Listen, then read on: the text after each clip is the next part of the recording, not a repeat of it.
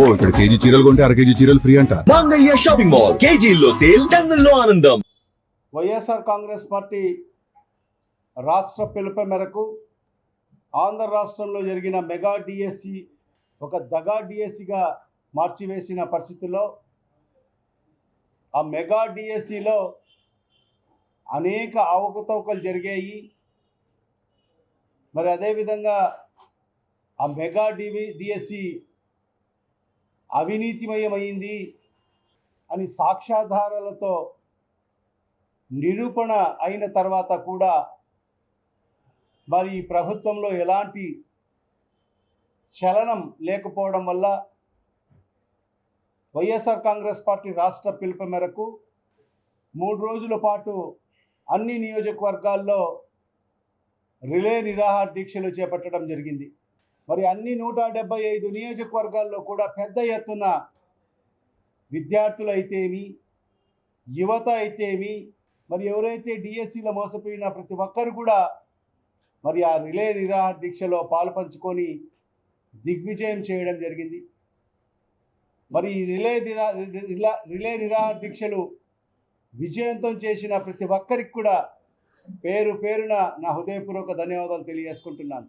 మరి ఇవాళ ఈ రాష్ట్రంలో ఈ 3 రోజుల పాటు ఈ రిలే నిరాహార దీక్షలు విజయవంతం అయిన పరిస్థితిలో మరి ఈ రాష్ట్ర ముఖ్యమంత్రి శ్రీ నారా చంద్రబాబు నాయుడు గారికి మాత్రం కడుపు మంట మొదలైంది. ఎందుకంటే ఆయనలో ఎక్కడో ఒక భయం పుట్టుకొచ్చింది. ఎందుకంటే తన తనయుడు లోకేష్ భవితవ్యంపై ఏదో అనుమానం కలిగి మరి ఈరోజు ఎక్కడైతే రిలే నిరాహార దీక్షలు చేస్తున్న చోట్లంతా కూడా అధికారులను చెప్పి మరి ఆ టెంట్లు పెరికిచ్చే కార్యక్రమం అయితే ఎక్కడ కూడా రిలే నిరాహార దీక్షలు చేయకూడదని చెప్పి మరి అధికారులకు ఆదేశాలు జారీ చేయడం జరిగింది.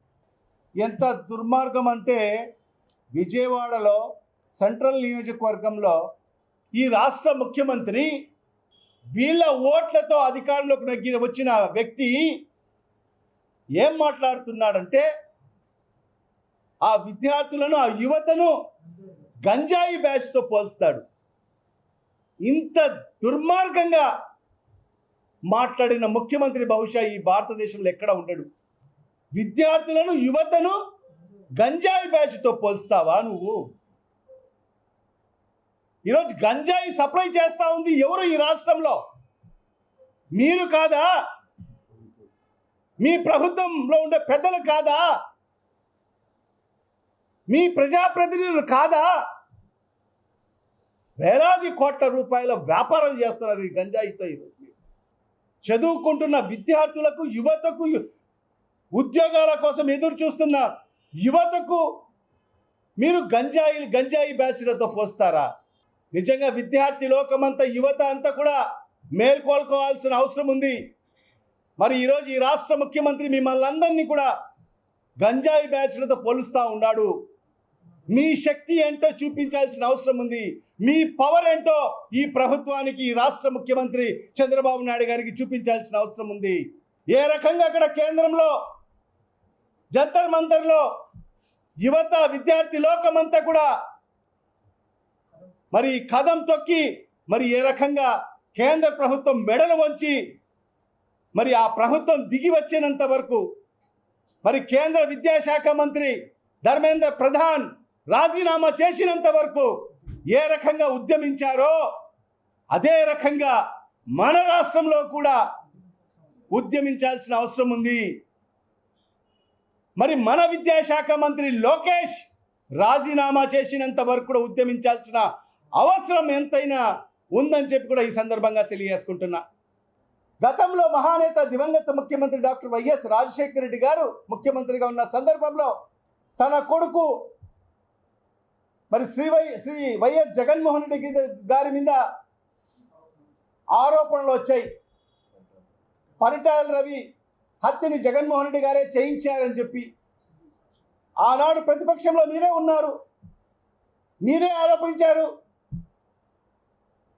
సాక్షాత్తు అసెంబ్లీ సాక్షిగా మీరే ఆనాటి ముఖ్యమంత్రి శ్రీ వైఎస్ రాజశేఖర రెడ్డి గారిని కోరడం జరిగింది. నీ కొడుకు నిజాయితీ నిరూపించుకోవాలంటే సిబిఐ ఎంక్వైరీ వేయండి అని చెప్పి మీరే కోరడం జరిగింది. మరి ఆనాడు ఆ మహానేత దివంగత ముఖ్యమంత్రి డాక్టర్ వైఎస్ రాజశేఖర రెడ్డి గారు కొడుకు అని కూడా చూడకోకుండా సిబిఐ ఎంక్వైరీ వేశారా లేదా అని చెప్పి కూడా ఈ సందర్భంగా నేను ప్రశ్నిస్తున్నాను. అది నిజాయితీ అంటే, నిబద్ధత అంటే. మరి ఇవాళ నీ కొడుకు మీద నీకు ఎలాంటి నమ్మకం ఉన్నా నీ కొడుకు నిజాయితీ నిరూపించుకోవాలంటే ఖచ్చితంగా నువ్వు యాజ్ ఎ ముఖ్యమంత్రి సిబిఐ ఎంక్వైరీ వేయాలి. ఎందుకంటే రేపు 17వ తేదీ నుంచి అసెంబ్లీ సమావేశాలు కూడా జరగబోతున్నాయి. మరి ఆ అసెంబ్లీ సమావేశంలోనే ఖచ్చితంగా నువ్వు ప్రకటన చెయ్యి, నేను సిబిఐ డిఎస్సి మెగా డిఎస్సి మీద సిబిఐ ఎంక్వైరీ వేస్తున్నానని చెప్పి ప్రకటన చేయాలని చెప్పి కూడా ఈ సందర్భంగా ఈ రాష్ట్ర ముఖ్యమంత్రి నారా చంద్రబాబు నాయుడు గారిని డిమాండ్ చేస్తూ ఉన్నాం. అలాంటి లేని పక్షంలో ఖచ్చితంగా ఈ రాష్ట్ర విద్యాశాఖ మంత్రి లోకేష్ రాజీనామా చేయాల్సిన అవసరం ఎంతైనా ఉంది. ఎందుకంటే అన్ని సాక్ష్యాధారాలతో నిరూపణ చేయడం జరిగింది. ఒక్కొక్క పోస్ట్ 15 లక్షలు 20 లక్షలకు అమ్ముకున్న సాక్ష్యాధారాలతో ఉన్నాయి. ఆడియో వీడియో రికార్డింగ్లు ఉన్నాయి. ఖచ్చితంగా ఈ విద్యాశాఖ మంత్రి లోకేష్ రాజీనామా చేయాలనేది మా డిమాండ్. రెండవది, ఎన్నికల ముందు మీరు ఏం చెప్పారు? 20 లక్షల మందికి ఉద్యోగాలు ఇస్తాము, ఉద్యోగాలు ఇవ్వలేని పక్షంలో ప్రతి నిరుద్యోగికి నెలకు 3,000 రూపాయలు నిరుద్యోగ భృతి ఇస్తామని చెప్పారు. మరి ఇవాళ ఈ రాష్ట్రంలో సుమారుగా 1 కోటి మంది నిరుద్యోగ యువకులకు అందరూ కూడా ఉద్యోగాల కోసం, ఉపాధి కోసం ఉన్నత చదువుకొని ఎదురు చూస్తూ ఉన్నారు. మరి మీ కూటమి ప్రభుత్వం అధికారంలోకి వచ్చి 26 మాసాలు అయిపోయింది. మరి ఈనాటికి ఒక్క నిరుద్యోగికి కూడా ఒక్క నయా పైసా కూడా చెల్లించలేదు. ఒక్కొక్క నిరుద్యోగికి మరి ఈ 26 మాసాలకు గాను 78,000 రూపాయలు మీ ప్రభుత్వం, ఈ కూటమి ప్రభుత్వం బకాయి పడింది. అది ఎప్పుడు చెల్లిస్తారు అనేది మా రెండో ప్రధానమైన డిమాండ్. ఈ ప్రభుత్వం స్పాన్సర్ చేసి మరి ఆ ఉద్యమాన్ని డైవర్ట్ చేసేదానికోసం, ఎందుకంటే వైఎస్ఆర్ కాంగ్రెస్ పార్టీ ఈ ఉద్యమాన్ని ప్రజలకు తీసుకెళ్తా ఉంది, ప్రజలు కూడా దీన్ని గ్రహిస్తూ ఉన్నారు. మరి యువతి విద్యార్థి లోకమంతా కూడా ఇన్వాల్వ్ అవుతున్నారని చెప్పి గ్రహించి మరి ఏ రకంగా దీన్ని డైవర్ట్ చేయాలి అంటే, డైవర్షన్ పాలిటిక్స్ చంద్రబాబు నాయుడు దీంట్లో దిట్ట కదా, పిహెచ్డి చేసి ఉన్నాడు కదా. అందుకు దానికి ఏం చేశాడంటే, ప్రభుత్వం నుంచి ఆదేశాలు ఇచ్చి మరి అధికారులందరూ కూడా అక్కడ కర్నూలులో కూర్చొని మరి అక్కడ ఎమ్మెల్సీలు ఎమ్మెల్యేలు కూడా అక్కడ కర్నూలులో ముఖం వేసి ఆర్జేడీలు డిఈఓలు ఎంఈఓలు అందరూ కూడా మఖాం వేసి బస్సులు ఏర్పాటు చేసి ఎవరికైతే నియామక పత్రాలు ఇచ్చారో వాళ్ళకందరూ కూడా అటెండెన్స్ తీసుకొని వాళ్ళకందరూ కూడా బస్సులు ఎక్కించి మరి నిన్న కర్నూలుకు పంపించిన పరిస్థితి మనం చూశాం. మరి ఇవాళ వైఎస్ఆర్ కాంగ్రెస్ పార్టీ చేపడుతున్న ఉద్యమం అలాంటిది కాదు. ఇది ప్రజల నుంచి వస్తున్న ఉద్యమం, విద్యార్థుల నుంచి ఉత్పన్నమవుతున్న ఉద్యమం, యువత నుంచి వస్తున్న ఉద్యమం ఇది. ఇవాళ ఈ ప్రభుత్వానికి ఒకటే హెచ్చరిస్తున్నాం, ఈ ఉద్యమం అంతం కాదు, ఇది ఆరంభం మాత్రమే. అది గ్రహించండి. ఈ ఉద్యమాన్ని ఇంకా ముందుకు తీసుకెళ్తాం. ఖచ్చితంగా లోకేష్ రాజీనామా చేసినంత వరకు, లేకపోతే సిబిఐ ఎంక్వైరీ వేసినంత వరకు ఈ ఉద్యమాన్ని ముందుకు తీసుకెళ్తాం. లేకపోతే భవిష్యత్తులో ఖచ్చితంగా ఈ రాష్ట్ర ముఖ్యమంత్రి మరి నారా చంద్రబాబు నాయుడు గారి ఇంటిని కూడా ముట్టడించే కార్యక్రమం కూడా చేస్తామని చెప్పి కూడా ఈ సందర్భంగా ఈ ప్రభుత్వాన్ని హెచ్చరిస్తూ, ఇప్పటికైనా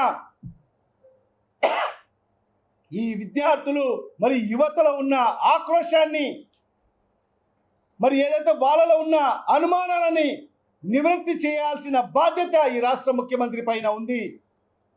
మరి దానికోసమే మీ యొక్క నిజాయితీని నిరూపించుకునే దానికోసం ఖచ్చితంగా సిబిఐ ఎంక్వైరీ వేయండి.